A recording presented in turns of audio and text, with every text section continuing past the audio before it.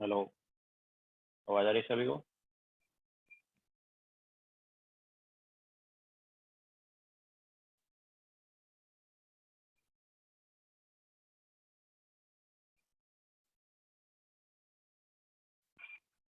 Okay, so good morning to all. तो आज हम आगे विंडो टू जेई एडवांस वाला पार्ट कंटिन्यू करेंगे। लास्ट लेक्चर में हमने पैसेज या पैराग्राफ टाइप तक का डिस्कस कर लिया है।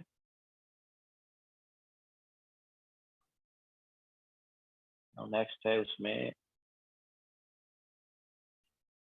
मैच द कॉलम वाला पार्ट।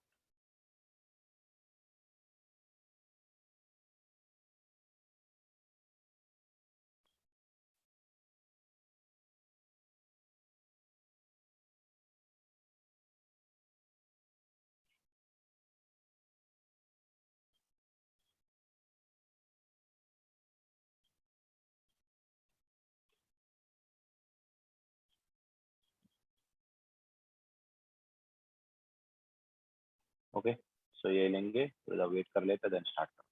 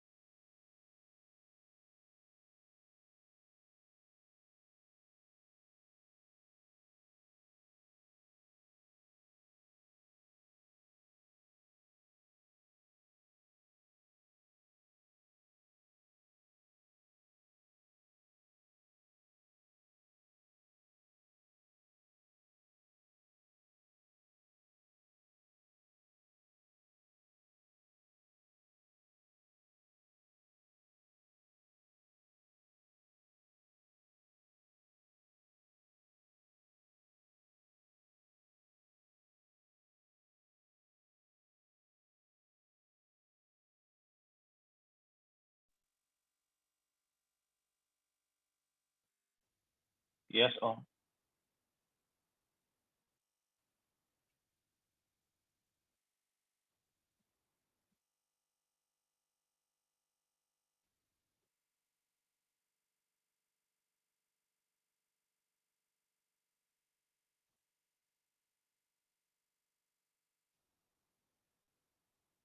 तो चलो स्टार्ट करते हैं। तो फर्स्ट वाला क्वेश्चन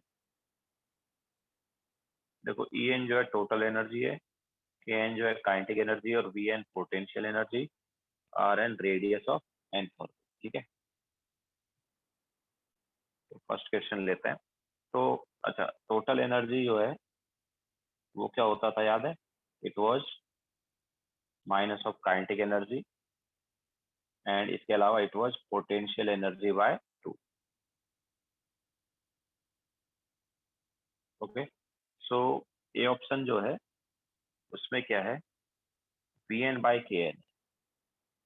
ए ऑप्शन में वी एन बाई के एन है, तो यहाँ से देखो वी एन बाई के एन क्या हो गया, -2 हुआ क्या? ओके, तो क्या आ जाएगा, ए में आर आ जाएगा। इसके अलावा बी ऑप्शन में क्या है, बी ऑप्शन में if radius of nth orbit is directly proportional to e raise to, मतलब e of n raise to x. ठीक है, वो बोल रहा है कि रेडियस जो है,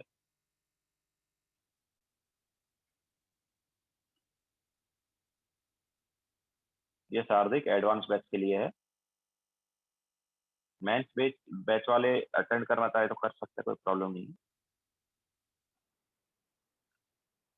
वो समेशन नहीं है सुमेर, वो ई है, ई एन है। ई एन मतलब energy of nth orbit and raise to x. Okay, energy of nth orbit raise to x है वो।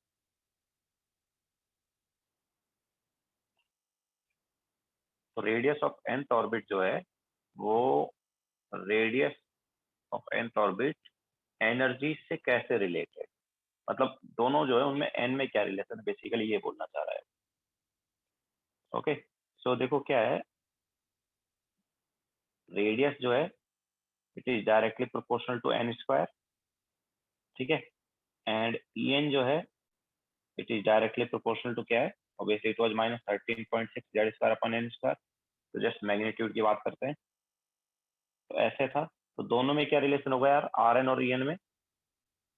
आर एन ऑब्वियसली क्या हो गया, ई एन के इनवर्सली हुआ कि नहीं हुआ?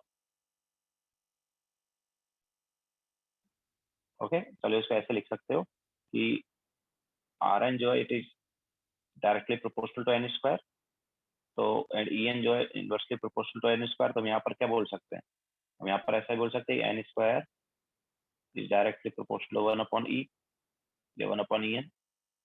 तो यहाँ से क्या आया, आर एन जो है वो एन स्क्वायर के डायरेक्टली प्रोपोर्शनल और एन स्क्वायर जो है वो 1/e के डायरेक्टली प्रोपोर्शनल। तो आर एन जो है वो क्या हो गया, आर एन हो गया directly proportional to 1/en। Okay, तो यहाँ से क्या आ गया, यहाँ से आ गया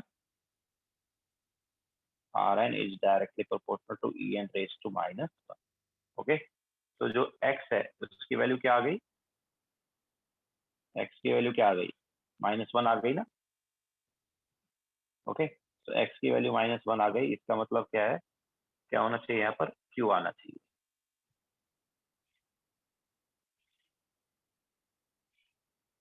ठीक है, तो इसमें क्या आना चाहिए, q आना चाहिए।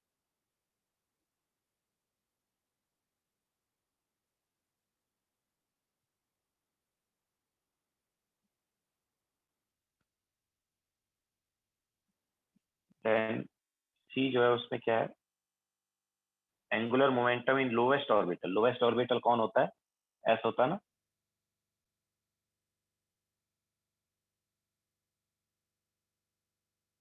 लोवेस्ट ऑर्बिटल होता है, तो इसका एंगुलर मोमेंटम क्या है, अच्छा इसका एल का वैल्यू क्या रहता है, 0 रहता है। तो ऑर्बिटल का एंगुलर मोमेंटम क्या होगा, एल टू एल प्लस 1, ये रूट में आएगा इंटू h/2 पाई। तो क्या है, इसका वैल्यू 0 आया। ठीक है, तो क्या हो जाएगा इसमें, c हो जाएगा। ओके, क्या आ जाएगा इसमें, c आ जाएगा। एंड d में क्या है, 1/Rn जो है वो z पे कैसे डिपेंड करेगा। तो हमें पता है कि Rn जो है it is directly proportional to n square by Z, but यहाँ पर जस्ट z की बात करेंगे। तो Rn जो है it is directly proportional to 1/z। Okay, so 1 by R n क्या हो गया, 1 by R n directly proportional to Z हो गया। ओके, तो जेड रेस टू पावर में क्या आ रहा है, 1 by R n directly proportional to Z raise to 1। ठीक है, सो वाई की वैल्यू क्या आ गई, वाई की वैल्यू आ गई 1। ओके, एंड वाई 1 आ गया, मतलब हम बोल सकते हैं यहाँ पर क्या आ गया, ऐसा आ गया। Okay, so this was match the column वाला first question.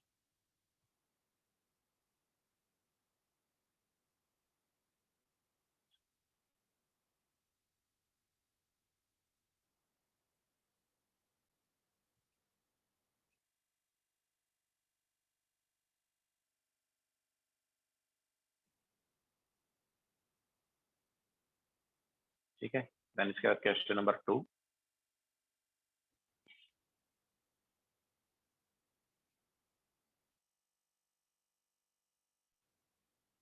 Match the entries in column 1 with correctly related quantum number. अच्छा, तो ए में क्या दिया है, ए में दिया orbital angular momentum of the electron in hydrogen like atomic orbital.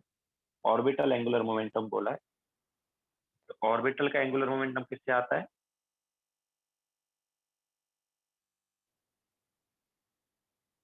Orbital का एंगुलर मोमेंटम आता है एल, है ना। तो एल से आता है, मतलब फर्स्ट ए में क्या हो जाएगा, ए में आ जाएगा क्यू। ओके, इसके अलावा hydrogen like one electron wave function obeying Pauli's principle. तो पॉली प्रिंसिपल की बात हो रही है, तो कौन सा आना चाहिए,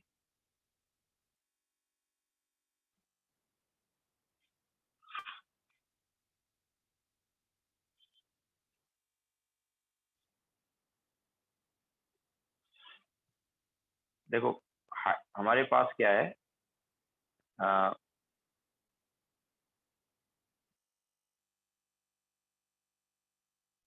इलेक्ट्रॉन वेव है।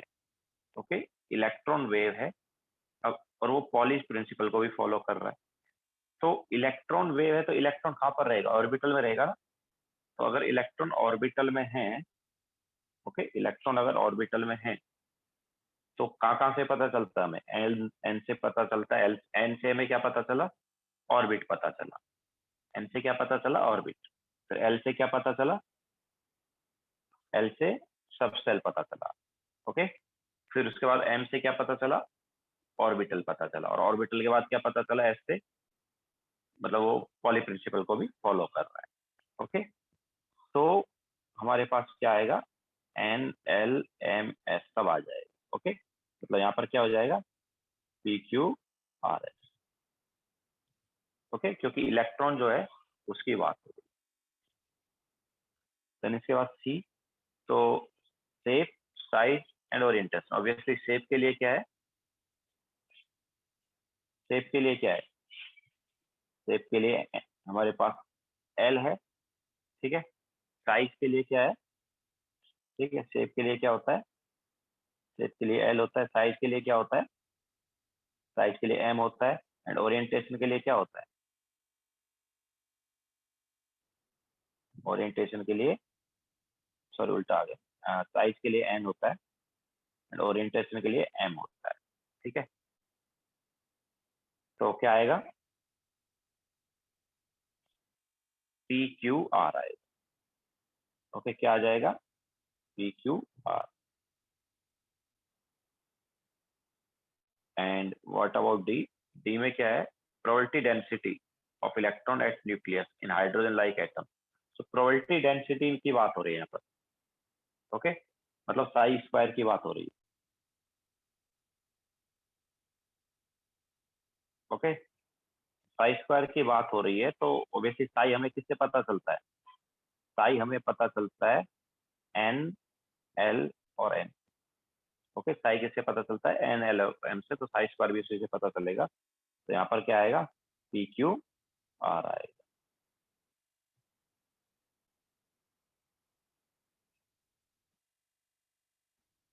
ओके,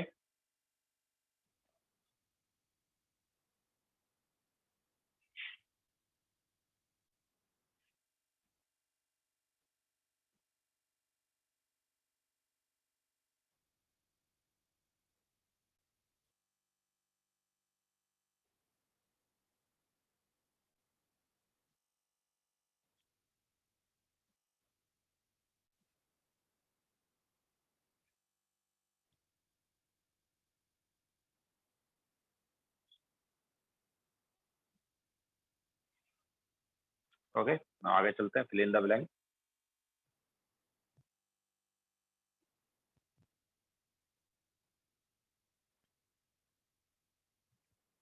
सर एग्जाम कैसे होगा, एग्जाम कैसे होगा मतलब? एग्जाम ऑनलाइन होता है आजकल। Sushmita page number is 81।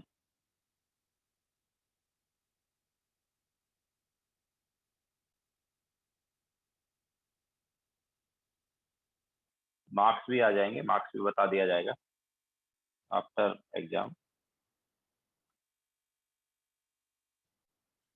हाँ, सो ये हो गया हमारे पास मैथ्स का कॉलम वाला।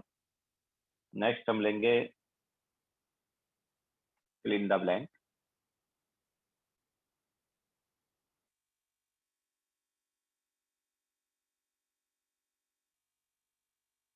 तो फिल इन द ब्लैंक में फर्स्ट वाला है the mass of hydrogen in KG. क्या है mass of hydrogen in KG?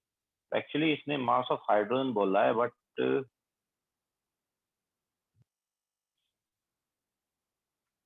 Sumedh ये भी क्या है कि यार कॉन्सेप्ट वही रहेगा जो हमने पढ़ाया है, लेकिन अभी बोर्ड एग्जाम तो है नहीं कि मॉड्यूल में जैसा दिया वैसा कि वैसा आ गया। ठीक है, कॉन्सेप्ट वही रहेंगे, क्वेश्चन सेम नहीं मिलेंगे। ठीक है, फॉर्म पेपर जो है इजी भी हो सकता है, हार्ड भी हो सकता है, कुछ भी है। तो the mass of hydrogen is, अब यहाँ पर एक्चुअली क्या है, क्वेश्चन नंबर 1 में हाइड्रोजन का मास बोला है, बट यार वो मास जो है वो कितना, मतलब 1 एटम ऑफ हाइड्रोजन बोला है, क्या बोला, वो थोड़ा इन्होंने क्लियर नहीं किया है। ओके, मास ऑफ हाइड्रोजन लिखा है, बट मास ऑफ हाइड्रोजन कितना? तो मैं इसको अज्यूम करके चलता हूँ कि mass of 1 atom of hydrogen बोलता होगा। ओके, मैं यहाँ पर अज्यूम कर रहा हूँ कि मास ऑफ क्या बोल रहा होगा, 1 एटम ऑफ हाइड्रोजन बोल रहा होगा। तो 1 एटम ऑफ हाइड्रोजन का मास कितना होता है कि अब एक एटम हाइड्रोजन का जो है उसमें हमारे पास एक ही प्रोटॉन होता है, न्यूट्रॉन एक भी नहीं होता। तो प्रोटॉन का जो मास है वही हो जाएगा हाइड्रोजन का भी mass, that is 1.67 into 10⁻⁻27 kg। Okay, तो ये आ गया। देन इसके बाद question number 2, the isotopes of an electron differ in the number of obviously neutron, है ना। आइसोटोप में न्यूक्लियस में क्या डिफरेंट होते हैं, न्यूट्रॉन डिफरेंट होते हैं, प्रोटॉन सेम रहेंगे।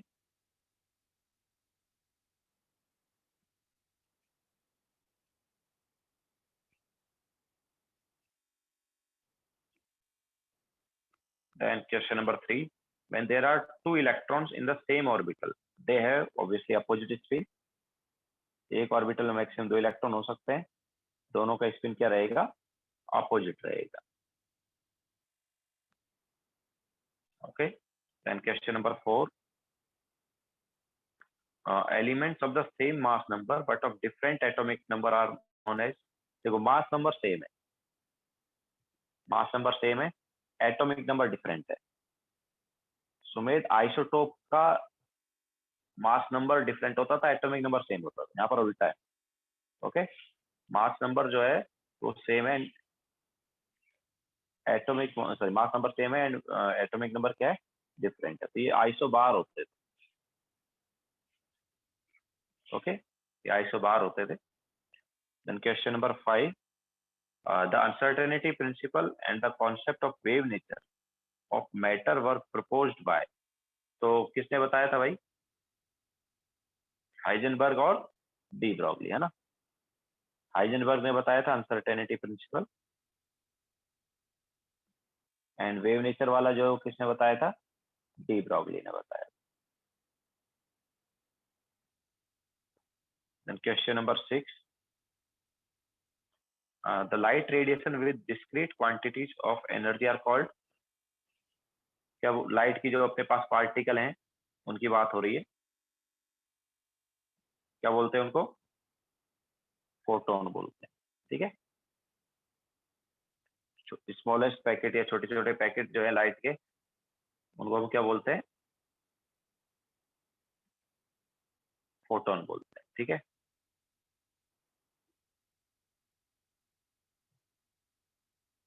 Then next question. लाइट का फोटोन बोलते हैं और बाकी के लिए क्वांटा बोलते हैं। ठीक है, मतलब क्वांटा सभी के लिए बोल सकते हैं एक्चुअली, लाइट के केस में इनको अलग नाम दे दिया जाता है फोटोन। फोटोन मतलब लाइट का ही होगा, बाकी का क्वांटा होगा। यस, मतलब फोटोन भी क्वांटा है, मतलब ऐसा हम बोल सकते हैं कि all photons are quanta but all quanta are not photon. ठीक है, ऐसे हम बोल सकते हैं। तो यस, यहाँ पर क्वांटा भी तुम लिख सकते हो, बट मोर अप्रोप्रिएट हम क्या यूज करते हैं? फोटोन यूज करते हैं। Now question number 7। wave function of electron in atom and molecules are called orbital। wave function जो है ना, वही हमें क्या देता है? ऑर्बिटल देता है।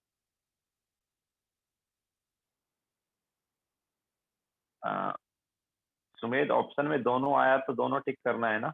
सुमेध देखो क्या है कि मोर देन वन में आएगा तो दोनों टिक कर देना, अगर सिंगल में आएगा देन सिंगल में जनरली वो आएगा नहीं, अगर सिंगल में यहाँ पर आया तो वो दोनों का आंसर देंगे, मतलब दोनों को मार्क्स देंगे। तो wave function of electron in atom and molecules are called. तो वेव फंक्शन के थ्रू में क्या पता चलता है? ऑर्बिटल पता चलता है। वेव फंक्शन और ऑर्बिटल में एक ही बोलते हैं। ठीक है, तो यहाँ पर आएगा ऑर्बिटल। देन 8 वाले में 2px 2py 2pz orbitals of atom है identical shape but differ in their obviously orientation. Orientation है हमारे पास डिफरेंट डिफरेंट डायरेक्शन में। ठीक है, px जो है x के अलोंग है, py जो है वो y के अलोंग है, pz जो है वो z के अलोंग। ये सो हम ऑब्वियसली स्पेस की बात हो रही है, तो ओरिएंटेशन अलग अलग रहेगा। Then outermost electronic configuration of CR is. तो CR का कॉन्फ़िगरेशन होता है आर्गन 4s1 3d 5। ठीक है, तो आउटरमोस्ट कॉन्फ़िगरेशन मतलब ये वाला कॉन्फ़िगरेशन 4s1 3d 5 को हम आउटरमोस्ट कॉन्फ़िगरेशन बोले। ठीक है, so this was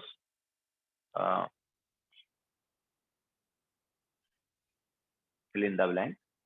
now next हम लेंगे यहाँ पर true and false.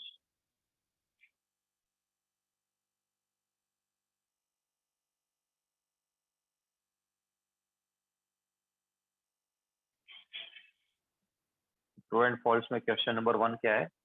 The outer electronic configuration of ground state of chromium. तो ये तो अभी अभी अभी 9th क्वेश्चन यही है, तो ये रॉन्ग है। क्यों? क्योंकि करेक्ट क्या होगा? करेक्ट होगा हमारे पास 3d5 4s। ठीक है, ये करेक्ट होगा, तो फर्स्ट वाला रॉन्ग है। सेकंड जो है वो क्या है? Gamma rays are electromagnetic radiation of wavelength 10⁻⁻⁶ centimetre to 10⁻⁻5 centimetre. अच्छा, ये सेंटीमीटर में दिया, तो इसको अगर तुम एंगस्ट्रॉम में कन्वर्ट करोगे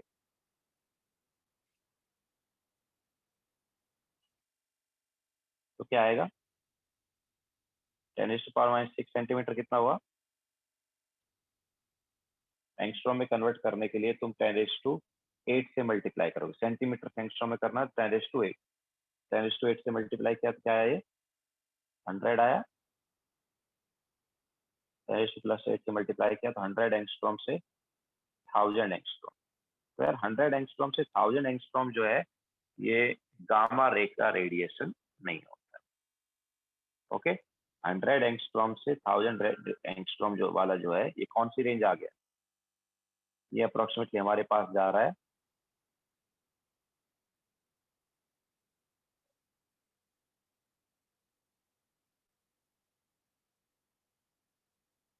दिस इज यूवी। यूवी का होगा ऑलमोस्ट। देखो टेबल देखो, टेबल से तुम्हें पता चल जाएगा। इलेक्ट्रोमैग्नेटिक स्पेक्ट्रम वाला जो पार्ट है ना, इलेक्ट्रोमैग्नेटिक स्पेक्ट्रम वाला जो पार्ट है उसमें तुम्हें एक टेबल दिया होगा, उस टेबल में तुम्हें हर एक का रेंज दिया है। तो देखो वहां पर यूवी का जो रेंज है वो दिया है 150 एंगस्ट्रॉम से 38। एक्चुअली लक्ष्मी याद नहीं करना है, बट थोड़ा सा अंदाजा तुम यहाँ पर लगा सकते हो। देखो तुम्हें मतलब याद किसका रखना है, विजिबल का याद रखना। ओके, किसका याद रखना है, विजिबल का। तो विजिबल का क्या होता है, मतलब विजिबल में वॉयलेट से लेकर रेड, ठीक है। ऐसे हमारे पास फ्रीक्वेंसी बढ़ रहा होता है। ओके, ऐसे फ्रीक्वेंसी क्या हमारे पास बढ़ रहा है। तो इधर जब हम जा रहे हैं तो फ्रीक्वेंसी बढ़ रहा है और वेवलेंथ जो है वो क्या हो रहा है, कम हो रहा है। तो इसका जो है ये 3800 एंगस्ट्रॉम और इसका जो है ये 7600 एंगस्ट्रॉम है। तो हमारे पास इधर आएगा यूवी और इधर आएगा इंफ्रारेड, ठीक है। रेड के पास में आएगा इंफ्रारेड, वॉयलेट के पास में आएगा अल्ट्रावायलेट यूवी, ठीक है। सो ये 3800 एंगस्ट्रॉम है ना, तो इसके पास में अपने पास रहेगा यूवी का। ओके, तो एक्चुअली यूवी का जो है 150 एंगस्ट्रॉम के अराउंड तक रहता है। इसके अराउंड तक रहता है, 150 एंगस्ट्रॉम के अराउंड तक रहता है। ओके, दैट्स वाई ये क्या हो जाएगा, फॉल्स हो जाएगा। मतलब यहाँ पर 100 से एक्चुअली इसको ऐसे हम बोल सकते हैं कि ये क्या है, दो टुकड़ों में रहेगा ये। मतलब 100 से 150 जो है ये एक्सरे रहेगा, एंड 150 से 1000 जो है यूवी रहेगा। तो ऑब्वियसली यहाँ पर क्या आ गया है, फॉल्स आ गया, ठीक है। तो सेकंड वाला क्या हो जाएगा, फॉल्स हो जाएगा, क्योंकि वो तो बोल रहा है सारा क्या है, एक्सरे।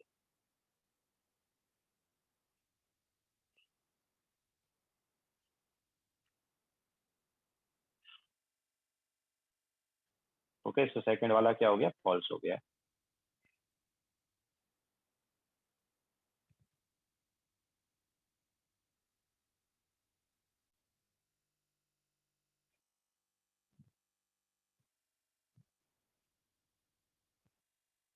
ठीक है, सो विजिबल का रेंज जो है वो याद रखो, बाकी का ऑर्डर याद रखो, ठीक है। विजिबल का रेंज याद रखना है कि कहाँ से कहाँ तक है, और बाकी के लिए क्या याद रखना, ऑर्डर याद रखना है कि कैसे हमारे पास ऑर्डर जो है फ्रीक्वेंसी का है या वेवलेंथ का है। Okay, now next question.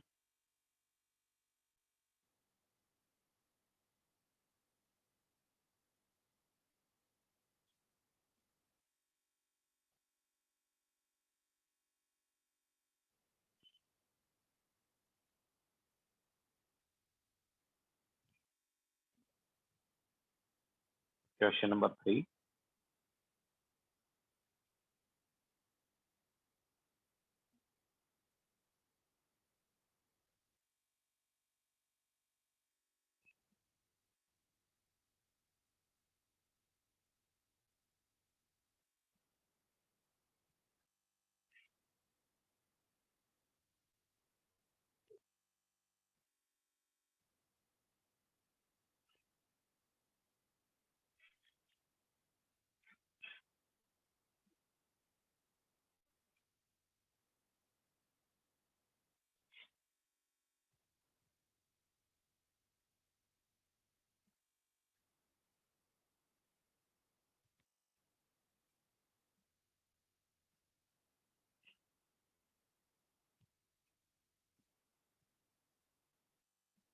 Question number 3 में क्या है, the energy of the electron in the 3D orbital is less than that of 4s orbital in the. अब देखो क्या है, हाइड्रोजन के लिए, हाइड्रोजन के लिए for hydrogen energy only depends upon n, ठीक है। एन देखो बस, एल पे डिपेंड नहीं करता है, ठीक है। सो 3D एंड 4s का अगर हम देखेंगे तो 3D का एन जो है क्या है, 3 है, एंड 4s का एन क्या है, 4 है। तो एनर्जी किसका ज्यादा है, जिसका एन ज्यादा है। ओके, तो 3D से ज्यादा किसका होगा, 4s का होगा। तो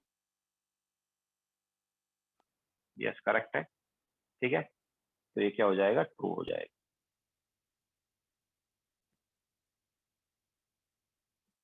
Now question number 4. The electron density in the xy plane of in 3dx square minus y square.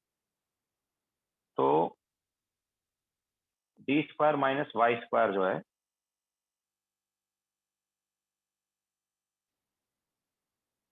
वो कैसा रहता है? तो D square minus y square जो है वो देखो कैसा रहता है, ये एक्स है ये वाई है, तो ये कुछ इस टाइप से होता है, ठीक है। तो इस वाले पूरे रीजन में क्या इलेक्ट्रॉन रहेंगे, तो वो इसी प्लेन की बात कर रहा है, डी एक्स वाई प्लेन की ये बात कर रहा है। तो यार डी एक्स वाई प्लेन में थोड़ी अपने पास प्रोबेबिलिटी 0 है, ओके। प्रोबेबिलिटी जो है या इलेक्ट्रॉन डेंसिटी जो है वो एक्स वाई प्लेन में थोड़ी 0 है। एक्स वाई प्लेन में तो प्रोबेबिलिटी आ रहा है, 0 किसमें रहेगा, या नोडल प्लेन किधर होगा, नोडल प्लेन अपने पास ये आएंगे, ठीक है, ये नोडल प्लेन होंगे। तो ये नोडल प्लेन का थोड़ी उन्होंने कुछ बोला है, उन्होंने तो बोला है कि यहाँ पर एक्स वाई प्लेन जो है वो नोडल प्लेन है, या एक्स वाई प्लेन में जो इलेक्ट्रॉन डेंसिटी है वो क्या है, 0 है, बट ऐसा नहीं, ओके। तो ये क्या हो गया, फोर्थ वाला फॉल्स हो गया।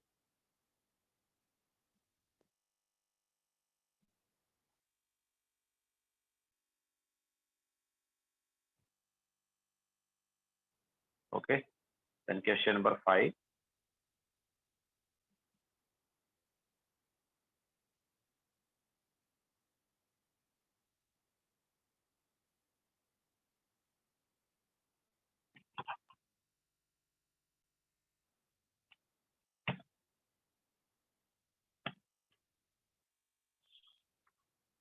तो in a given electric field beta particle are, actually ये वाला जो पार्ट है ये न्यूक्लियर केमिस्ट्री से थोड़ा रिलेटेड है।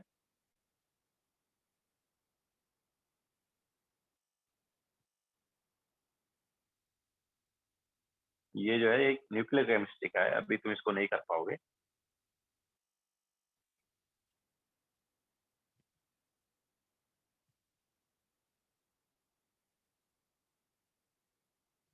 इसको मतलब तुम छोड़ सकते हो, ठीक है। बाकी इसको मतलब करना है तो ऐसे कर सकते हो कि यार बीटा पार्टिकल, एक्चुअली मैं थोड़ा सा बता देता हूँ। बीटा पार्टिकल जो है ना, इट इज, वैसे मैंने बताया है, ये फाउंडेशन बिल्डर ऑब्जेक्टिव में बताया था वैसे। Beta particle is nothing but electron, ठीक है। बीटा पार्टिकल जो है इलेक्ट्रॉन होता है।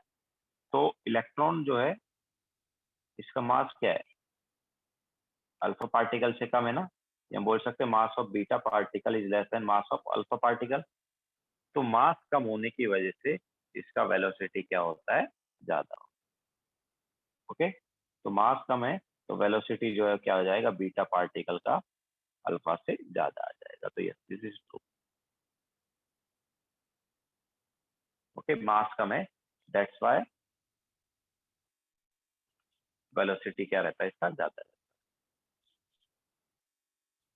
ये हम बोल सकते हैं ये ज्यादा डिफ्लेक्ट होगा।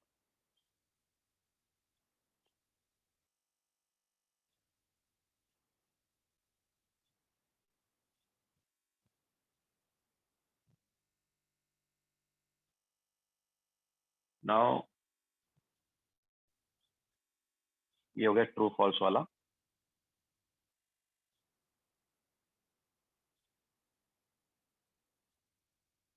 बट ये फिर भी मतलब फिफ्थ वाला भी तुम चाहे तो छोड़ सकते हो, क्योंकि ये रिलेटेड है न्यूक्लियर केमिस्ट्री से। Question number 1 of integer type.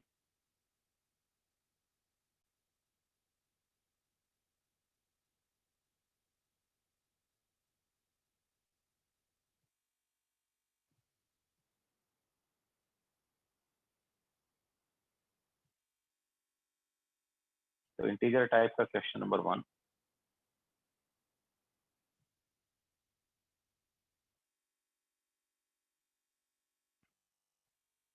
the maximum number of electrons that can have principal quantum number n is equal to 3 and spin quantum number ms is equal to -r, okay. So n जो है उसकी value 3 बोला है, मतलब third orbit है, और ms जो है वो -12 है। अब देखो यहाँ पर क्या है, हमारे पास जब n 3 है तो s ऑर्बिटल भी आ सकता है, थर्ड ऑर्बिटल में p ऑर्बिटल भी आ सकता है, और d ऑर्बिटल भी आ सकता है।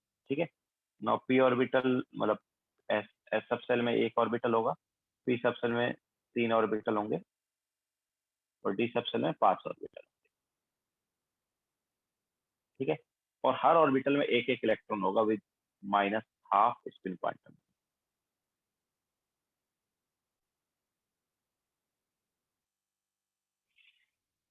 ओके, तो कितने इलेक्ट्रॉन हो गए भाई, कितने इलेक्ट्रॉन हो गए?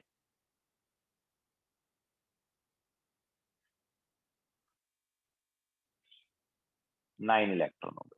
कितने इलेक्ट्रॉन हो गए? 9 इलेक्ट्रॉन हो गए।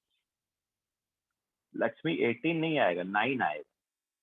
18 कब आता? जब -12 भी दिया होता और +12 भी दिया होता।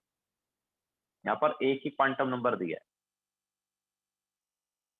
ओके, जो स्पिन क्वांटम नंबर है उसकी वैल्यू क्या रहेगी? -12 रहेगी।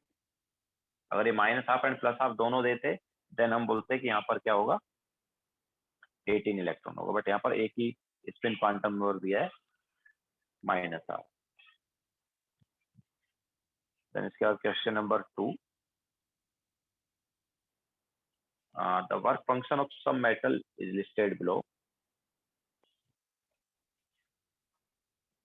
The number of metals which will show photoelectric effect when light of 300 nanometer wavelength.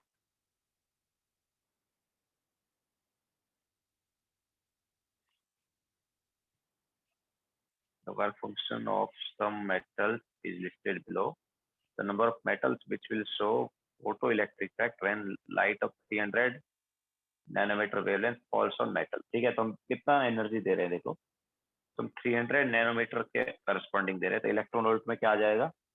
So 1240 divide by 300, ये हमारे पास इलेक्ट्रॉन वोल्ट में आया। कितना है? सो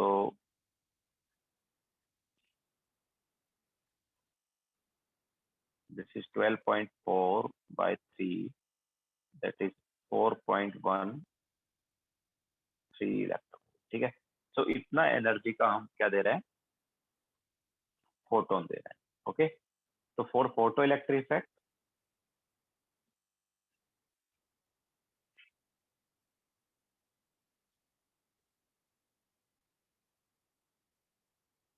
एनर्जी गिवन शुड भी क्या होना चाहिए? ग्रेटर एन इक्वल टू होना चाहिए वर्क फंक्शन। ठीक है, तो एनर्जी शुड भी greater and equal to work function होना चाहिए। तो यार यहाँ पर कितने के लिए है ये? किस किस का लिए होगा ये? तो 2.4 से बड़ा है, 2.3 से बड़ा है, 2.2 से बड़ा है, 3.7 से बड़ा है, 4.8 से ऑब्वियसली छोटा है। मतलब एल आई का है, एल आई के लिए होगा, एन ए के लिए होगा, के लिए होगा, एम जी के लिए होगा, सी यू के लिए नहीं होगा क्योंकि सी यू से छोटा है। इसके अलावा ए जी से भी, ए जी का भी नहीं होगा क्योंकि ए जी का फाई जो है बड़ा है ना। और एफ के लिए भी नहीं होगा, उसका भी बड़ा आ रहा है, पी टी का भी बड़ा आ रहा है, डब्ल्यू का भी बड़ा आ रहा है। ठीक है, तो आंसर क्या हो जाएगा यहाँ पर? 4 हो जाएगा। ठीक है, 4 ही मेटल हैं जिनका वर्क फंक्शन जो है वो ज्यादा मतलब कम आ रहा है energy given.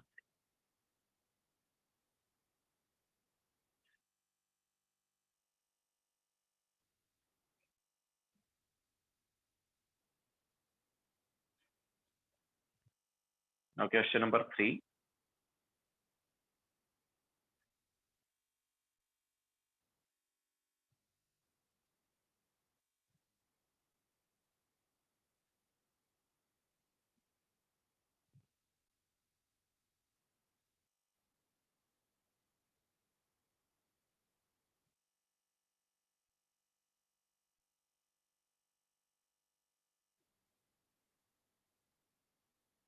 the atomic mass of helium and neon are 4 and 20 AMU. The value of de Broglie wavelength of helium as gas at this। Actually ये जो है थोड़ा गैसेस स्टेट से रिलेटेड है। गैसेस स्टेट में तुम पढ़ोगे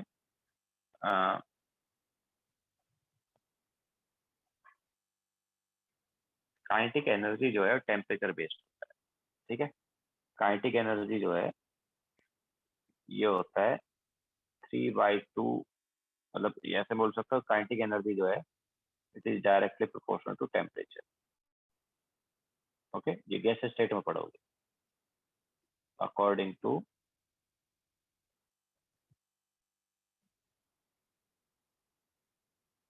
kinetic theory of gases. Okay, थोड़ा सा इसमें गैस स्टेट चैप्टर का यूज हो रहा है। तो kinetic energy is directly proportional to temperature. तो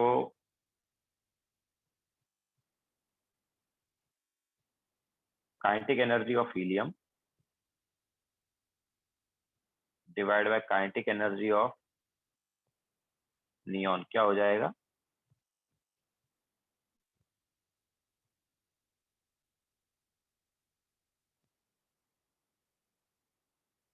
टेम्परेचर का रेशियो क्या? -7। अच्छा, टेम्परेचर केल्विन में लेना होगा हमें।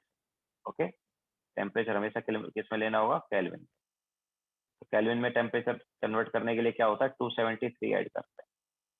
ओके, ये 273 हमने क्यों ऐड किया? क्योंकि हमने टेम्परेचर को किस में कर लिया है? केल्विन में कर लिया। Temperature in kelvin. ऑब्वियसली ये वाला क्वेश्चन भी अभी तुम नहीं कर पाओगे, वैसे ये गैस स्टेट के बाद कर पाओगे, लेकिन ये वाला कॉन्सेप्ट यूज कर लोगे तो अभी भी कर सकते हो। तो kinetic energy of helium divide by kinetic energy of neon क्या होगा? टेम्परेचर का रेशियो। तो टेम्परेचर डिग्री सेल्सियस में दिया, उसको केल्विन में कन्वर्ट किया। दूसरे का भी डिग्री सेल्सियस में दिया है, उसको भी केल्विन में कन्वर्ट करेंगे। तो क्या आया ये?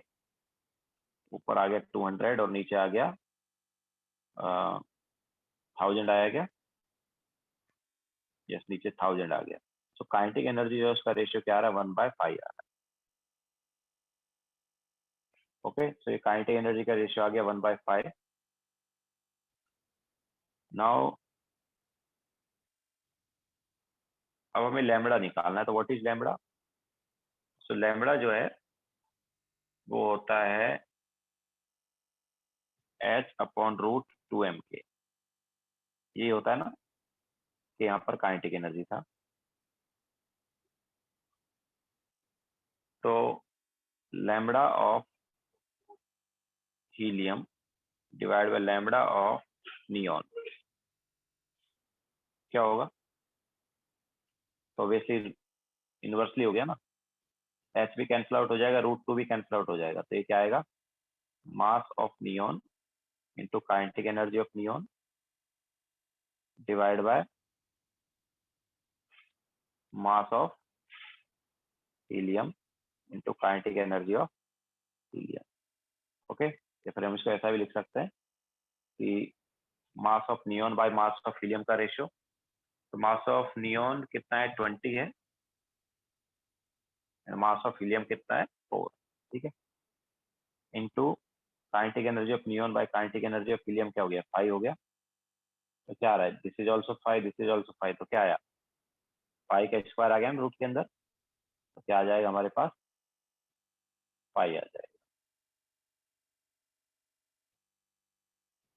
तो this was question number 3।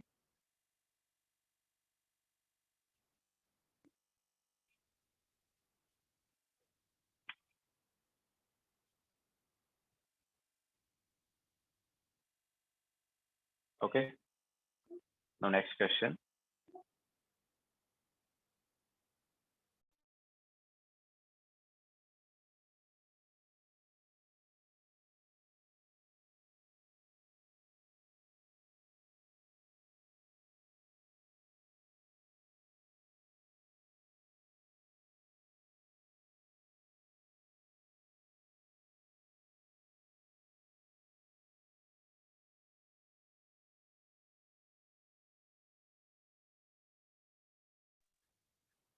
Question number 4।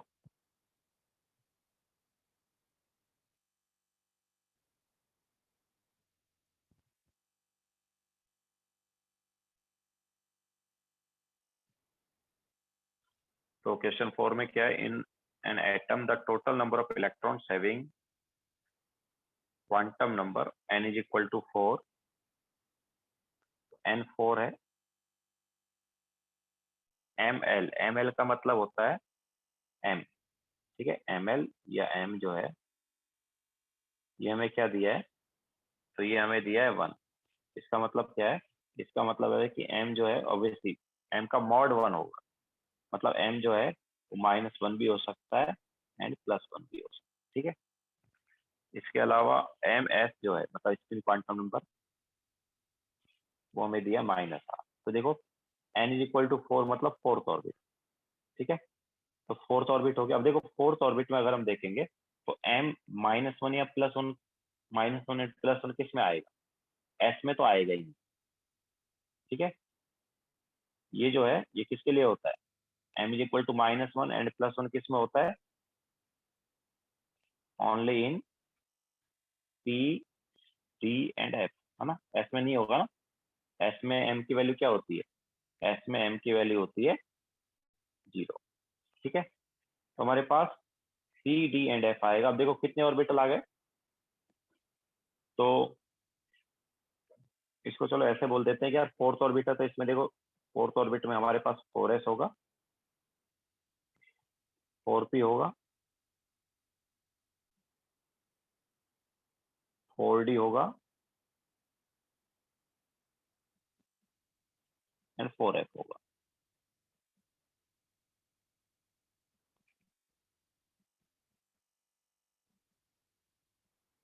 ठीक है।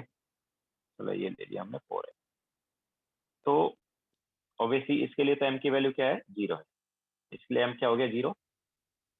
4p में देखोगे तो एक का m -1 ले लिया, एक का इसका m 0 ले लिया, इसका +1 ले लिया। 4d में देखेंगे इसका -2 ले लिया, मान लो इसका -1, इसका 0, इसका +1, इसका +2, ठीक है। सिमिलरली 4f में -3, -2, -1, 0, +1, +2, +2, ओके। तो एक्चुअल में क्या है कि इसकी बात हो ही नहीं रही है, जैसा हमने पहले ही बताया कि m या तो होना चाहिए -1 या होना चाहिए +1, ठीक है। तो किस किस की बात होगी, इस ऑर्बिटल की बात होगी, इस ऑर्बिटल की बात होगी, तो p के 2 ऑर्बिटल। अच्छा, इसके अलावा स्पिन क्वांटम नंबर की एक ही वैल्यू हमें दी हुई है, मतलब एक ही इलेक्ट्रॉन अभी हमें कंसिडर कर, ओके। तो बेसिकली कितने इलेक्ट्रॉन हो सकते हैं, इधर इलेक्ट्रॉन आ सकता है, इधर इलेक्ट्रॉन आ सकता है दिए हुए के अकॉर्डिंग। इसके अलावा यहाँ पर हो सकता है, यहाँ पर हो सकता है, इधर हो सकता है, इधर हो सकता है। कितने इलेक्ट्रॉन आए एक्चुअली, जो उन्होंने दिया है सेट उसके हिसाब से कितने इलेक्ट्रॉन आए, मतलब p में 2 इलेक्ट्रॉन आए क्योंकि p में 2 ऑर्बिटल है ऐसे, d में भी ऐसे 2 ऑर्बिटल है जिनका m का वैल्यू -1 एंड +1, s में भी ऐसे 2 ऑर्बिटल हैं जिनका m का वैल्यू -1 एंड +1, ठीक है। तो 6 ऑर्बिटल ऐसे आ गए जिनका m का वैल्यू क्या है, -1 एंड +1 है। कौन से ऑर्बिट में, फोर्थ ऑर्बिट। और हर ऑर्बिटल में अभी हम एक इलेक्ट्रॉन की बात कर रहे हैं जस्ट, क्योंकि एस की वैल्यू क्या ली है, -12 ली है, ओके। तो कितने इलेक्ट्रॉन हो गए टोटल, 6 इलेक्ट्रॉन हो गए,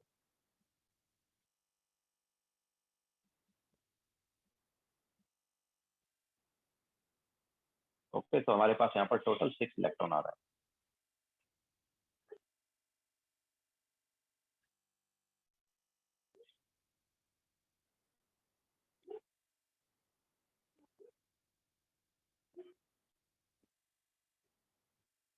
एक मिनट, इलेक्ट्रॉन कहाँ, -2 में कहाँ रखें, ओ सॉरी +2 में रख दिया गलती से, सॉरी।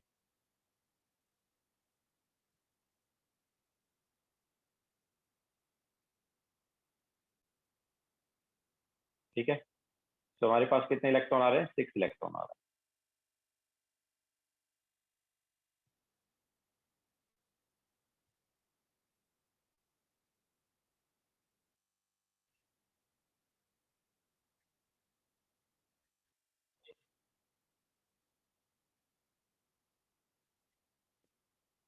नाउ नेक्स्ट वाला question,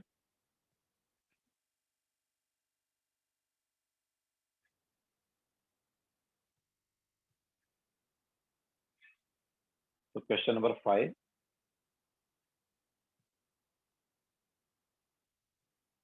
not considering the electronic spin, the degeneration of second excited state n is equal to 3 of hydrogen atom is 9, while the degeneration of the second excited state of S negative is, अच्छा degeneracy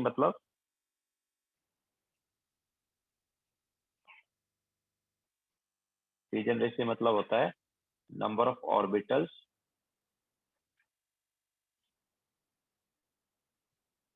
of same energy. तो ये होता है degeneracy का number of orbitals of same energy. Now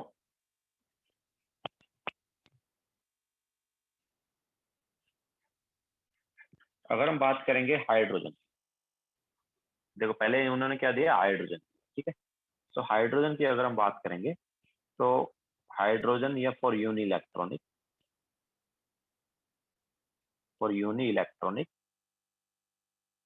energy only depends upon n, ठीक है, L पे depend नहीं करेगा। तो हाइड्रोजन जो है उसका फर्स्ट एक्साइटेड स्टेट क्या होगा, हाइड्रोजन के लिए ग्राउंड स्टेट क्या हुआ, ग्राउंड स्टेट मतलब n is equal to 1 first orbit ना। देन फर्स्ट एक्साइटेड स्टेट क्या होगा, हाइड्रोजन के लिए फर्स्ट एक्साइटेड स्टेट क्या होगा, सेकंड ऑर्बिट, ठीक है। सेकंड एक्साइटेड स्टेट क्या हो जाएगा फिर उससे हायर एनर्जी वाला,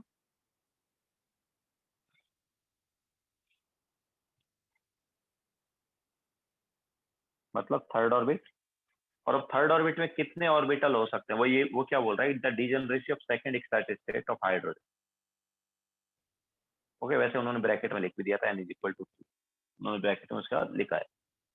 तो अब इस n इक्वल टू 3 या सेकंड एक्साइटेड स्टेट में कितने ऑर्बिटल हैं भाई जो सेम एनर्जी के हैं। अब देखो हाइड्रोजन के लिए या यूनी इलेक्ट्रॉनिक के लिए एनर्जी जस्ट n पे डिपेंड करता है, ठीक है। तो यहाँ पर थर्ड ऑर्बिट जो है उसमें सभी का एनर्जी सेम है कि नहीं, एनर्जी यहाँ पर जो है 3s is equal to 3p is equal to 3d, सबका सेम है ना।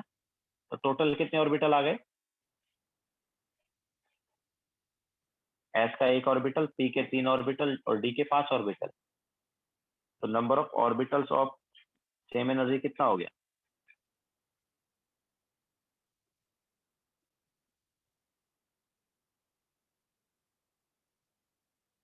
s का एक, p के 3 और d के 5, कितना आया, 9 आया ना, ठीक है।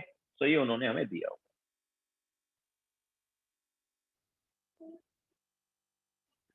ठीक है, ये वाला उन्होंने हमें क्या दिया होगा।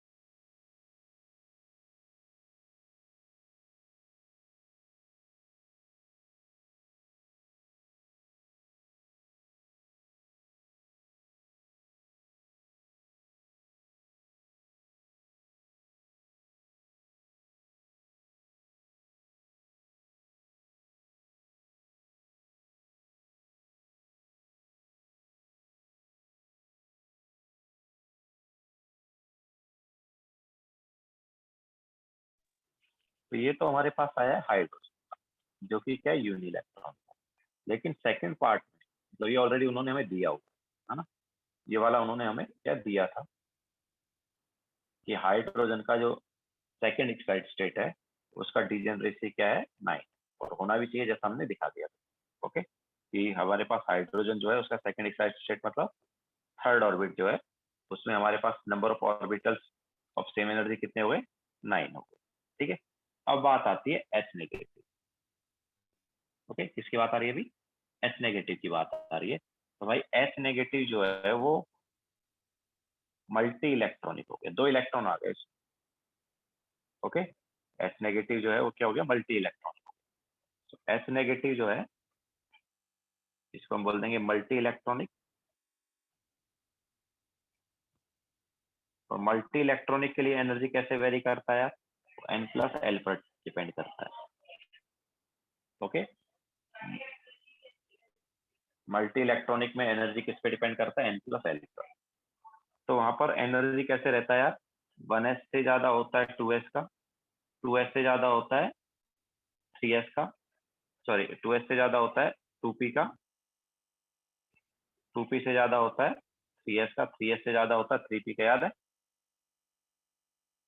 3p से ज्यादा 4s, 4s से ज्यादा 3d, ऐसे चलता है ना एनर्जी। तो वहां पर दो इलेक्ट्रॉन है, अब दो इलेक्ट्रॉन किस में रहेंगे? 1s में रहेंगे। दो इलेक्ट्रॉन है ना s नेगेटिव में, तो दो इलेक्ट्रॉन किस में होंगे? 1s में होंगे। तो 1s जो है ये हो गया ग्राउंड स्टेट, दोनों इलेक्ट्रॉन 1s में, तो ये हो गया ग्राउंड स्टेट। अगर इलेक्ट्रॉन जंप करके 2s में आ गए तो हो गया फर्स्ट एक्साइटेड स्टेट।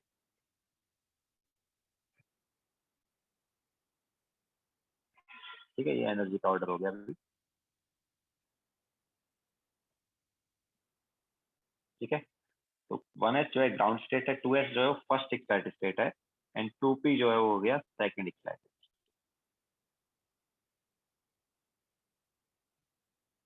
ठीक है, तो वो सेकंड एक्साइटेड स्टेट का ही डीजनरेसी पूछ रहा है। ओके, तो क्या पूछ रहा है? सेकंड एक्साइटेड स्टेट का डीजनरेसी, मतलब 2p का डीजनरेसी। तो 2p में कितने ऑर्बिटल हैं यार जो सेम एनर्जी के हैं?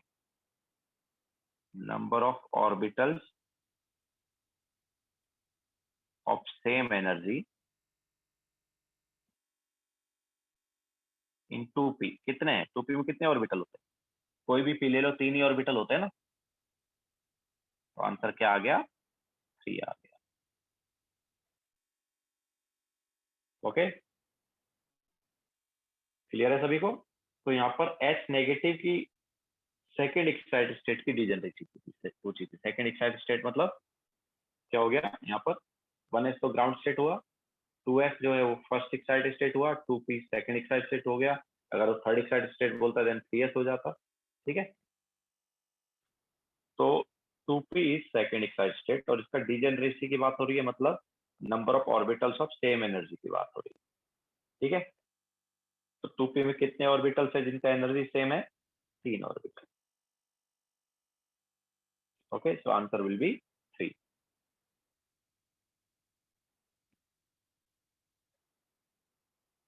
ओके, तो ये हमने विंडो टू जेई एडवांस वाला पार्ट जो है वो डिस्कस कर लिया। ठीक है, अब हम चलते हैं get equip to JEE advance पर वापस। तो गेट इक्विप का हमारे पास एक तो कॉम्प्रिहेंसिव वाला पार्ट बचा है और एक मैट्रिक्स मैच वाला पार्ट बचा है। तो मैट्रिक्स मैच वाला पार्ट ले लेते हैं।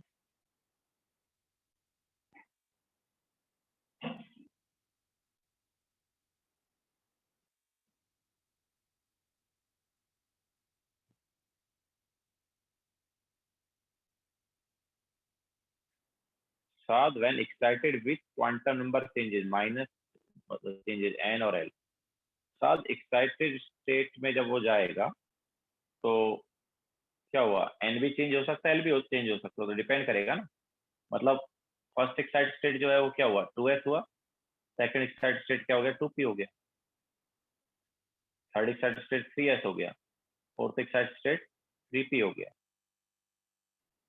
तो एन भी चेंज हो सकता है, एल भी चेंज हो सकता है।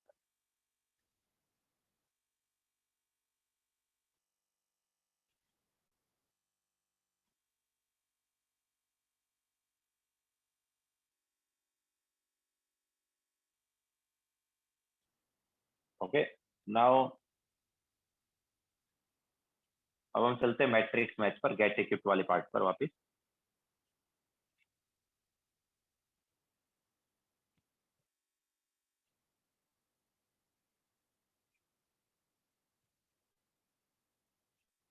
तो गेट इक्विप्ड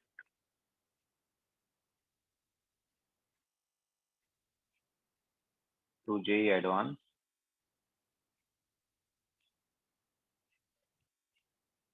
का मैट्रिक्स मैच।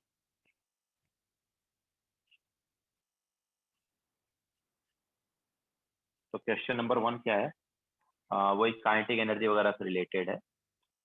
तो U जो है वो काइनेटिक एनर्जी है, K potential, sorry U is potential energy, K is kinetic energy, and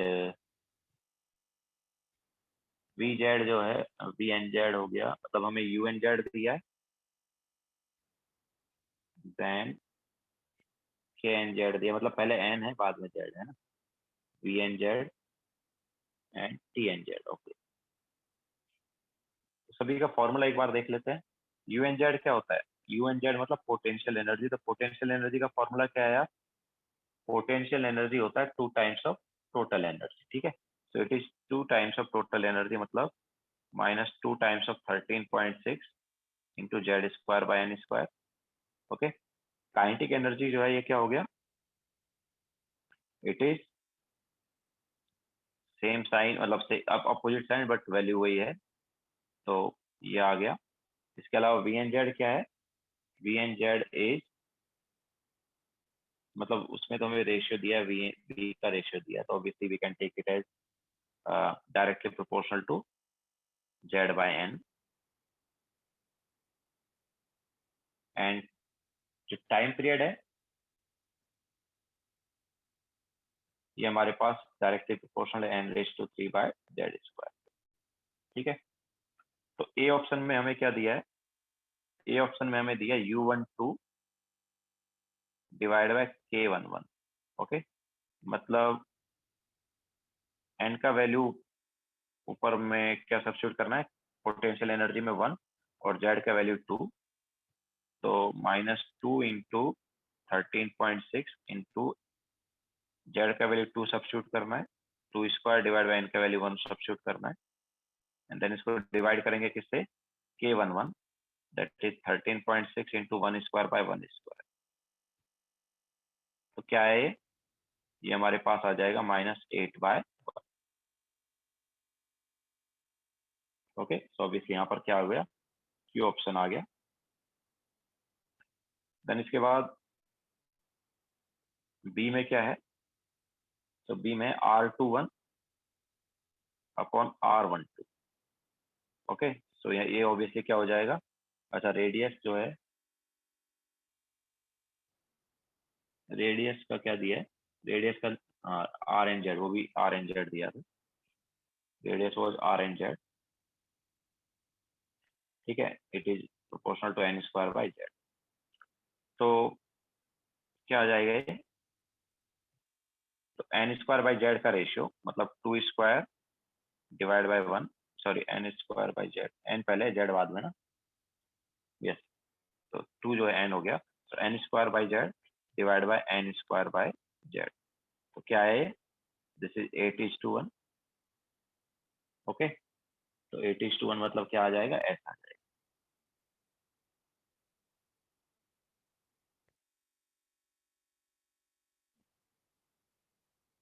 then question number C,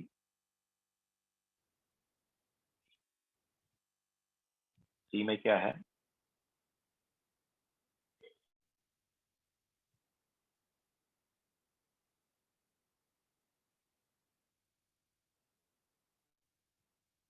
सी में है V12 and V24, V12 divide by V24। तो पहले क्या है, पहले हमारे पास n है बाद में Z है, ओके, NZ है, तो Z बाय n का रेशियो है, किसका रेशियो है, Z बाय n का। तो Z हो गया हमारे पास 2 हो गया, एंड n हो गया 1 डिवाइड बाय Z4, n हो गया 2, तो क्या आ गया, ये आ गया हमारे पास 1, ठीक है, मतलब क्या हो गया, R हो गया। लास्ट है हमारे पास T12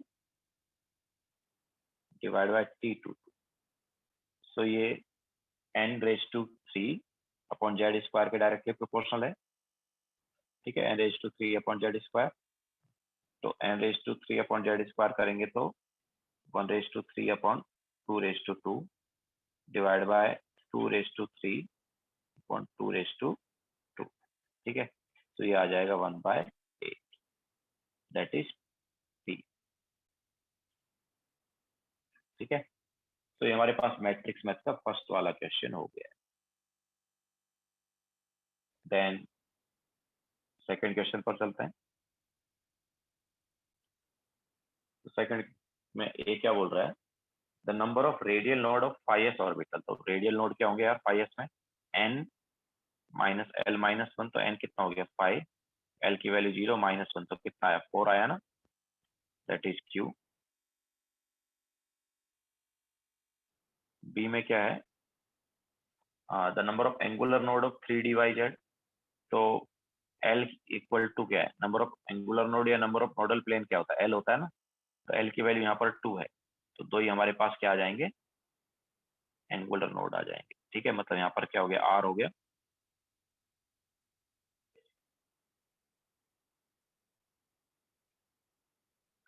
देन c में क्या है, c में the sum of number of angular node and radial node of 4dxy।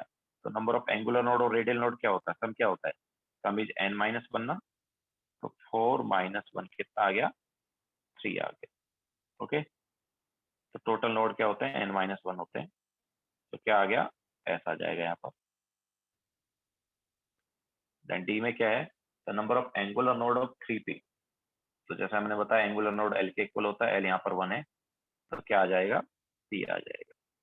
Okay, so this is question number second of matrix math।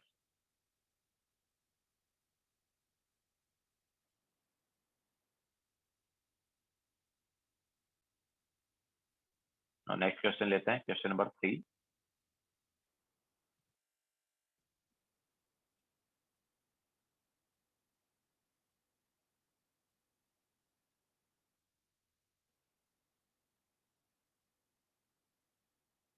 So orbital angular, अच्छा यहाँ पर डायरेक्ट फॉर्मूला बेस्ड है, तो ए में क्या आ जाएगा, ऑर्बिटल एंगुलर मोमेंटम जो है वो होता है root of l into l plus 1 h/2 pi. तो ये हो गया s। Angular momentum of an electron in orbit, orbit का क्या होता है nh/2 पाई होता है, तो बी में क्या आ जाएगा r आ जाएगा। इसके अलावा स्पिन एंगुलर मोमेंटम, तो ये p वाला रहता है। अगर हम एंगुलर मोमेंटम, ऑर्बिटल का एंगुलर मोमेंटम बोलेंगे तो एल आएगा रूट, ठीक है, जैसा कि एस था। और स्पिन एंगुलर मोमेंटम भी एक टर्म होती है, तो स्पिन एंगुलर मोमेंटम में हम स्पिन क्वांटम नंबर लेते हैं, एजिमुथल क्वांटम नंबर के बजाय क्या लेते हैं, स्पिन क्वांटम नंबर लेते हैं। तो सी में हमारे पास क्या आएगा, वो तो इंपॉर्टेंट है नहीं, तो सी में आएगा पी। इसके अलावा मैग्नेटिक मोमेंट का फॉर्मूला क्या है, root of n into n plus 2, unit होती है बोर मैग्नेटन। ओके, तो यहाँ पर आएगा Q, ये डायरेक्ट फॉर्मूला बेस्ड है। एंड क्वेश्चन नंबर 4, ये भी फॉर्मूला बेस्ड है, number of orbitals in nth shell. किसी भी सेल में कितने ऑर्बिटल हो सकते हैं यार, 2n² या n²। 2n² होता था नंबर ऑफ इलेक्ट्रॉन और n² होता है नंबर ऑफ ऑर्बिटल। ओके, तो ऐसा आ जाएगा। Maximum number of electrons in a subshell, सब सेल में ऑर्बिटल होते हैं 12+1, उसका 2 टाइम्स होता है इलेक्ट्रॉन। ओके, सो 2 इंटू 12+1 जो है नंबर ऑफ इलेक्ट्रॉन हो गया, मतलब p आ जाएगा। देन नंबर ऑफ सब सेल क्या होगा इन nth सेल, तो नंबर ऑफ सब सेल की बात हो रही है, तो किसी भी सेल में कितने सब सेल हो सकते हैं, जितना ऑर्बिट नंबर है, हम बोल सकते हैं किसी भी ऑर्बिट में कितने सब सेल होंगे जितना ऑर्बिट नंबर है। जैसे फर्स्ट ऑर्बिट में एक ही सब सेल होता है, सेकेंड ऑर्बिट में 2 सब सेल होते हैं s&p, थर्ड ऑर्बिट में 3 सब सेल होते हैं sp एंड d। तो जितना ऑर्बिट नंबर है उतना ही नंबर ऑफ सब सेल हो जाएंगे। ठीक है, तो नंबर ऑफ सब सेल इन n सेल क्या आ जाएगा, n आ जाएगा, मतलब कि q आ जाएगा। And number of orbitals in a subshell, तो किसी भी सब सेल में कितने ऑर्बिटल होते हैं, 12+1। ओके, सो यहाँ पर क्या आ जाएगा, r आ जाएगा। तो ये भी हमारे पास क्या है, फॉर्मूला बेस्ड है डायरेक्ट।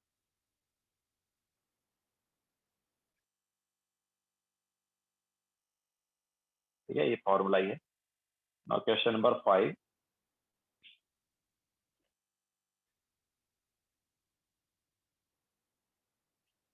तो क्वेश्चन नंबर 5 में हमें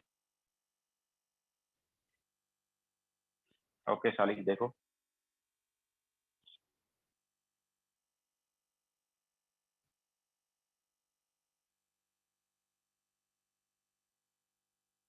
before this. Okay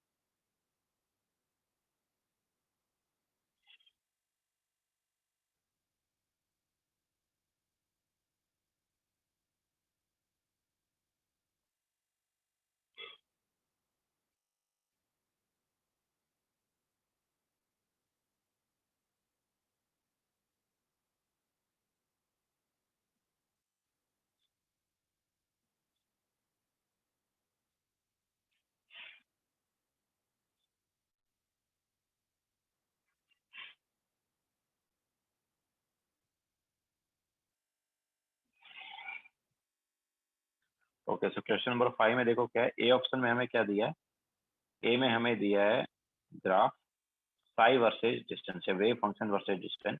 wave function, अच्छा ये भी वेव फंक्शन भी कौन सा वाला पार्ट का है, उन्होंने लिखा नहीं है बट ये आर वाला पार्ट ही होगा। तो अब देखो इसमें क्या है, अपने पास ऐसे वेरिएशन आ रहा है, तो कितनी बार कट किया यार,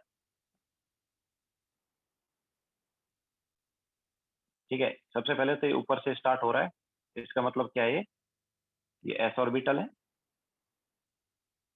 ओके, हमने बताया था कि आर वाला ग्राफ, कैपिटल आर वाला ग्राफ जो है वो ऊपर से स्टार्ट होगा, एसआई वाला जो ग्राफ है ऊपर से स्टार्ट होगा, तो वो एस ऑर्बिटल का है, ठीक है। एस ऑर्बिटल, इसके अलावा इसके कितने रेडियल नोड है, तो एस ऑर्बिटल है तो एल की वैल्यू क्या है, एल की वैल्यू 0 है। इसके अलावा कितने रेडियल नोड आ रहे हैं, कितनी बार कट कर रहा है, 3 बार। कितनी बार कट किया इसने, 3 बार कट किया। ओके, सो रेडियल नोड क्या आ गया, 3 आ गया। Okay, so n minus l minus 1 क्या होना चाहिए, 3 होना चाहिए।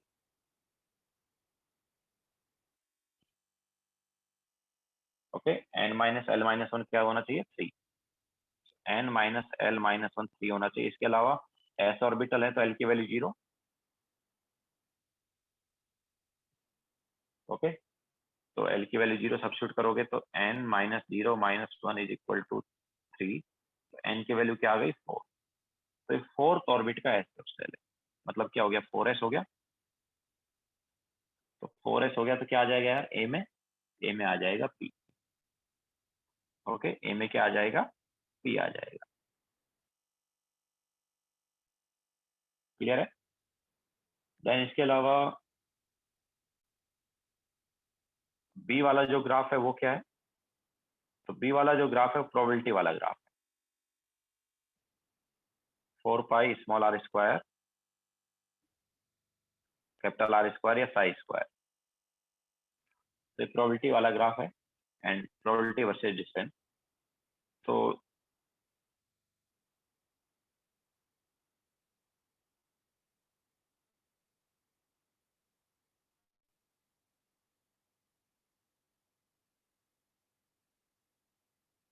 इस टाइप से जा रहा है, ठीक है। तो देखो इसमें भी नंबर ऑफ रेडियल नोड कितने आ रहे हैं, 3 आ रहे हैं। 3 बार कट कर रहे हैं तो इसमें रेडियल नोड कितने हो गए, 3 हो गए। लेकिन अब यहाँ पर एक्चुअली क्या है, बाकी हम कुछ नहीं बता सकते। ओके, जस्ट हमें यहाँ से ये पता चल रहा है कि ये 3 रेडियल नोड, अब 3 रेडियल नोड किस किस में हो सकते हैं, 4s में तो हो ही सकते हैं। ओके, सो 4s में 3 रेडियल नोड आ सकते हैं। इसके अलावा 5p में भी 3 रेडियल नोड आ सकते हैं। इसके अलावा 6p में भी 3 रेडियल नोड आ सकते हैं। ओके, सो 3 रेडियल नोड 4s में भी आ सकते हैं, 5p में भी आ सकता है और 6d में भी आ सकता है।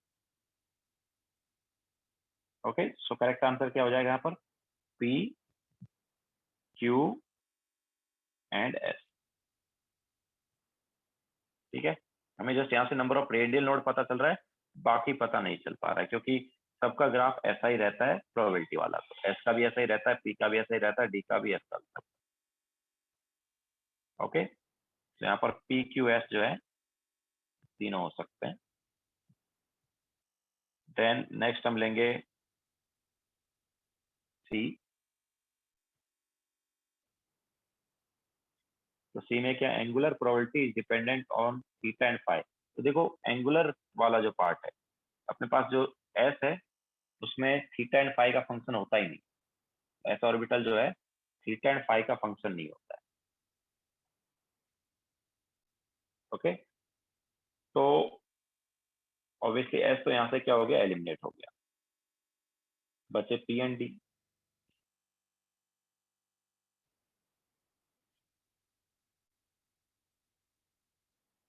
ओके, सो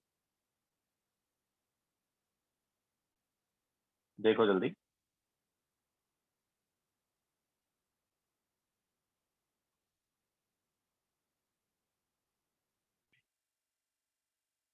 ठीक है, हाँ तो हाँ तो हम बोल रहे थे कि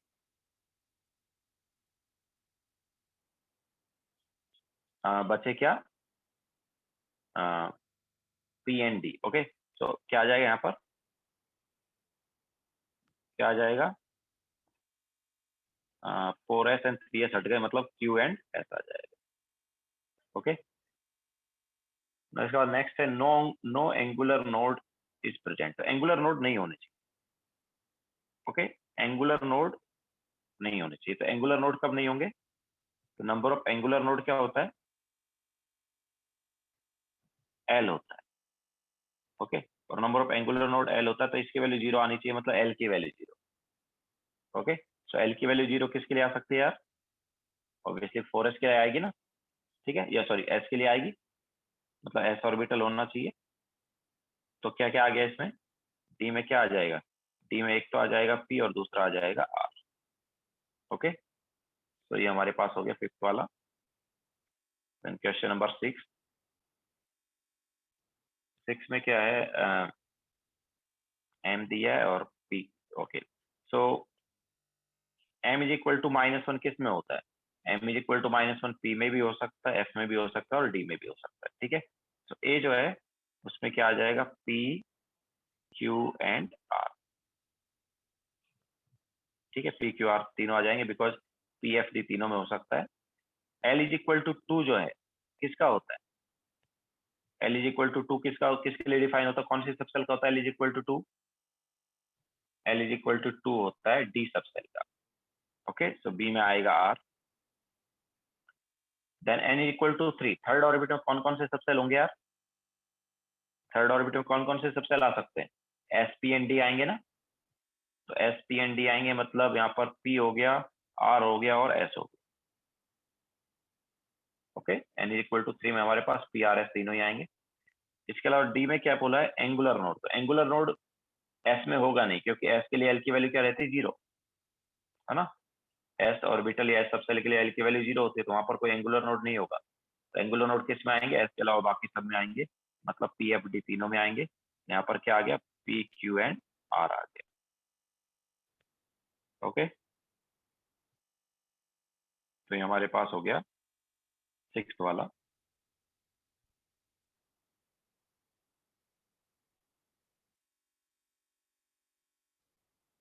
देन क्वेश्चन नंबर 7।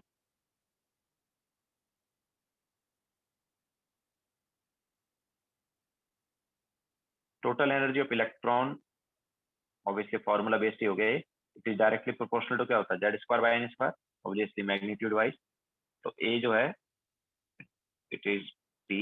अच्छा, इसके अलावा एनर्जी जो है, टोटल एनर्जी ऑफ इलेक्ट्रॉन जो है ऑर्बिट नंबर बढ़ाने पर क्या होता है, बढ़ता है कि कम होता है, ऑर्बिट नंबर बढ़ाने पर बढ़ता है। ओके, ऑर्बिट नंबर बढ़ाने पर क्या है, बढ़ता है। तो increases with orbit number, as orbit number increase, तो ऑब्वियसली एस पी आएगा। ठीक है, देन बी में क्या है, बी में है रेवोल्यूशन फ्रीक्वेंसी ऑफ इलेक्ट्रॉन, मतलब frequency of revolution. Frequency of revolution किसके प्रोपोर्शनल था, टाइम पीरियड हमने बताया था n⁻³ के प्रोपोर्शनल है ना। टाइम पीरियड जो है वो थोड़ी देर पहले हमने बताया किसके डायरेक्टली प्रोपोर्शनल था, n⁻³ के। ओके, सो ये Z² के डायरेक्टली प्रोपोर्शनल आएगा, मतलब P आ गया। इसके अलावा इनवर्सली प्रोपोर्शनल आ रहा है n⁻³ के, मतलब n बढ़ाने पर ये वैल्यू डिक्रीज होगी। ओके, तो ये आ गया, मतलब यहाँ पर क्या, यहाँ पर डायरेक्टली प्रोपोर्शनल है एक तरह से z² के। यहाँ पर ऑब्वियसली नेगेटिव साइन होने की वजह से, मतलब एनर्जी क्या है, it is -13.6 into z²/n²। So negative sign होने की वजह से n बढ़ाने पर वैल्यू क्या होती जा रही है, कम होती जा रही है, मतलब बढ़ती जा रही है। और यहाँ पर क्या है, it is directly proportional to z⁻²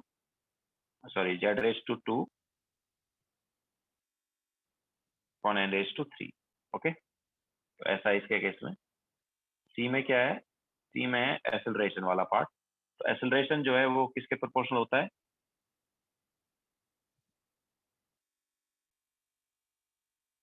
तो acceleration was v²/r।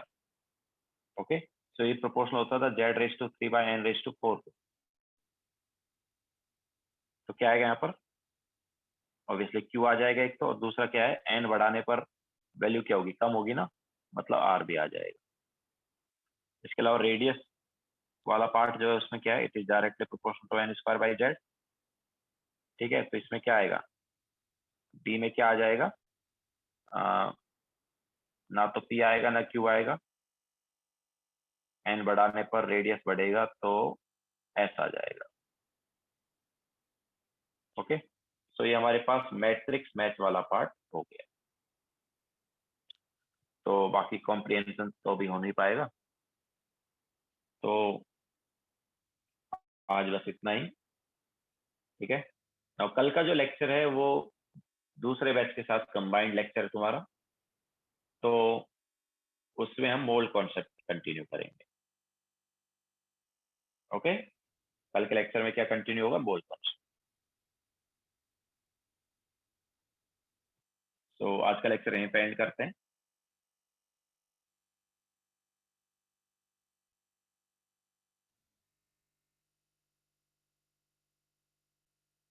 Bye, take care. Lakshmi atomic का एक्चुअली बहुत सारे फैकल्टीज के पास से आता है TWT, देन फाइनल क्या होता है डिपेंड करता है। तो मैंने भी सेट किया है, मे बी मेरा वाला आए या हो सकता है डिफरेंट आए। ओके, सो लेक्चर एंड करते हैं फिर आज का। बाय।